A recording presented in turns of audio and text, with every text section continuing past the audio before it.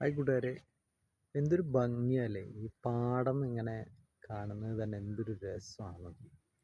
നല്ല പച്ച നിറത്തിൽ ഇങ്ങനെ കിടക്കണ കാണാനൊരു ഭംഗിയല്ലേ. എന്തൊരു രസമല്ലേ, വെള്ളമൊക്കെ നിറഞ്ഞിട്ടാണ് കിടക്കണേ. ആ വെള്ളത്തിൻ്റെ ഒരു ഭംഗിയും അല്ലേ, എല്ലാം നല്ലൊരു ഭംഗിയാണ്. നമുക്ക് വലിയൊരു ആവേശമാണ്. ഇതില്ലാത്ത ഭാഗങ്ങളൊക്കെ ഉണ്ടാവും, ഇങ്ങനത്തെ ഒരു സാഹചര്യങ്ങളില്ലാത്ത ഭാഗങ്ങളൊക്കെ ഉണ്ടാവും. അവിടെ ഉള്ളവർക്കൊക്കെ ഇങ്ങനെയുള്ളൊരു ഭാഗങ്ങൾ കാണുമ്പോൾ ഭയങ്കര സന്തോഷമാണ്. കാടും മേടും പുല്ലും പുഴയും എന്നൊക്കെ പറഞ്ഞാൽ, പക്ഷെ ഞങ്ങളെപ്പോലുള്ളവർ ഈ ഭാഗത്ത് താമസിക്കുന്നവർക്ക് എപ്പോഴും ഒരു പേടിയാണ്. വെള്ളം വെള്ളം വെള്ളം എന്നത്.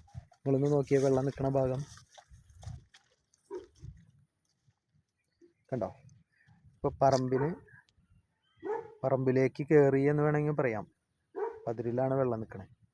ഇതടുത്ത് വരുമ്പോഴേ നമുക്കിതിൻ്റെ ഒരു ഭീകരത നമുക്ക് മനസ്സിലാവുള്ളൂ.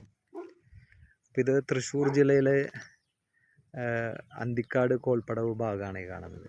ഈ ഭാഗത്ത് വെള്ളം കെട്ടി നിൽക്കുന്നുണ്ടെങ്കിൽ ഈ ഭാഗത്ത് വെള്ളം പോവാത്തത് അപ്പുറത്തെ ഭാഗത്ത് പെരുമ്പുഴ പാടം, കാഞ്ഞാണി പാടങ്ങളൊക്കെ ഉണ്ട്. ഈ ഭാഗത്ത് നിന്നുള്ള ബണ്ടുകളൊക്കെ കൃത്യമായിട്ട് അവിടെയുള്ള ചെറിയ ചീപ്പുകളൊക്കെ തുറക്കാത്ത കാരണമാണ്.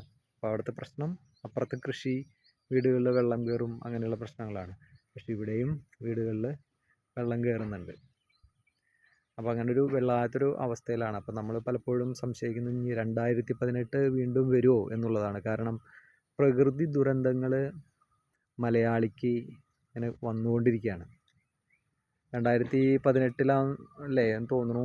2018 വയനാട് ഒരു ദുരന്തം, വീണ്ടും മണ്ണിടിച്ചിലുണ്ടായതിന് ശേഷം ഇപ്പോൾ വീണ്ടും മണ്ണിടിഞ്ഞ് നമുക്ക് പ്രതീക്ഷിക്കാവുന്നതിനേക്കാൾ ഏറെ പേരാണ് മരിച്ചു പോയത്. കുറേ പേരെ കാണാൻ ഇല്ലാതെയായി, കുറേ പേരെ ജീവനോടെ കിട്ടി, പകുതി കിട്ടി, അങ്ങനെ തുടങ്ങിയ വാർത്തകളൊക്കെ നമ്മൾ കാണുന്നുണ്ട്. ഇനി അതിനേക്കാളും വലിയൊരു ദുരന്തം നമ്മളെ കണ്ടെത്താനായിട്ടിരിക്കുകയാണ്. വേറെ ഒന്നുമല്ല, എപ്പോഴും പറയാൻ തുടങ്ങിയിട്ട് കാലങ്ങളായിപ്പോൾ മുല്ലപ്പെരിയാർ എന്ന് പറയുന്ന ഡാം പൊട്ടി തകർന്നാലുള്ളൊരവസ്ഥ. ഈ ഭാഗത്തൊക്കെ ഒരു മഴയ്ക്ക് ഇത്ര വെള്ളം കയറുന്നുണ്ടെങ്കിൽ മുല്ലപ്പെരിയാർ ഡാം പൊട്ടിയാലുള്ളൊരവസ്ഥ എന്തായിരിക്കും എന്ന് ആലോചിച്ച് നോക്കിയേ. എത്ര പേരുടെ ജീവനും ജീവിതവും ഒക്കെ നഷ്ടപ്പെടുന്ന ആലോചിച്ച് നോക്കിയേ. അപ്പോൾ ഇനിയും അധികൃതരുടെ ശ്രദ്ധയിലേക്ക് ക്ഷണിക്കാൻ വേണ്ടിയിട്ടാണ് ഞാനിപ്പോൾ ഈ വീഡിയോ തന്നെ ചെയ്യുന്നത്. തന്നെ നിങ്ങളിതിൻ്റെ ഒരു ദൃശ്യം ഒന്ന് കാണിക്കാൻ വേണ്ടിയിട്ട് മാത്രം.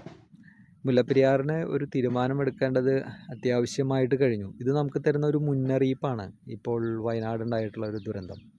ആ മുന്നറിയിപ്പ് ഉൾക്കൊണ്ടുകൊണ്ട് മുല്ലപ്പെരിയാറിന് വേണ്ടിയിട്ട് എന്തെങ്കിലും അടിയന്തരമായിട്ടുള്ള ഒരു സാഹചര്യങ്ങൾ ഉണ്ടാക്കിയെടുത്ത് അതിന് ബദലായിട്ടുള്ള എന്തെങ്കിലും സാഹചര്യങ്ങൾ കണ്ടുപിടിക്കണം, ഉത്തരവാദിത്തപ്പെട്ടവർ ശ്രമിക്കണം എന്നുള്ളതാണ് ഞാൻ നിങ്ങളോട് ആവശ്യപ്പെടുന്നത് തന്നെ. ഈ ഒരു വീഡിയോ നിങ്ങൾ രാഷ്ട്രീയക്കാരുടെ ശ്രദ്ധയിലേക്ക് നിങ്ങൾ കൊണ്ടുചെല്ലുമെന്ന് ഞാൻ പ്രതീക്ഷിക്കുന്നു. ഒത്തിരിയേറെ സ്നേഹത്തോടെ ഞാൻ വാക്കുകൾ അവസാനിപ്പിക്കുകയാണ്.